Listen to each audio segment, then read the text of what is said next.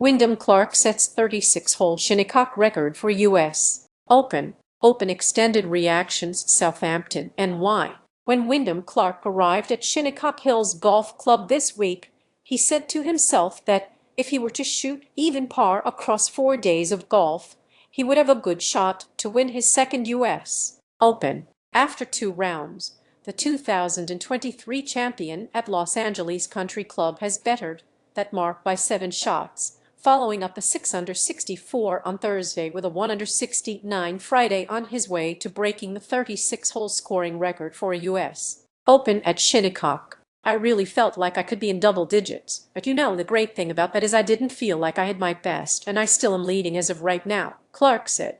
Hopefully, I can bring my A game on the weekend. In 2023, Clark did not hold a lead until Saturday heading into the final round. That day, he shot even par to hold off the likes of Rory McIlroy, Scottie Scheffler, Smith and Tommy Fleetwood and secure his first major championship.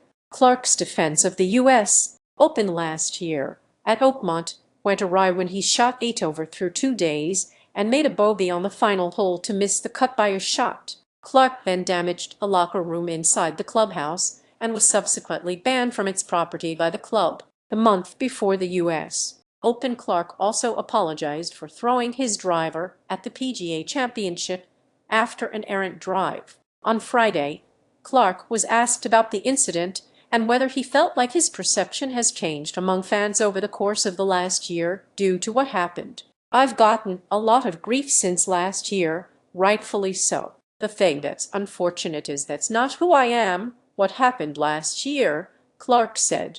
"I'm hoping I can win back the fans that I had or some new fans, because it was a terrible incident." Clark, who has been open in the past about his battles with mental health and his work with mental coach Julie Gillian, said Friday that his mental game ebbs and flows and compared it to the same way his golf game can fluctuate. "I was on top of the world in my game at least when I won the U.S. Open and then had some good years. Then next thing you know, I'm apologizing for breaking a locker the year later," Clark said. "If you think of it as climbing Everest, sometimes you go up, sometimes you have to go down to go back up. I think that's kind of what happens both on the golf course and off the golf course. Right now I'm trending back up, which is nice." This week, Clark has raced out to a fast start thanks to his approach game and putting, both of which rank in the top 5 of the field as of Friday afternoon. Though he's not been consistent with his driver, he credited his putting, which has vaulted him to 2 top 10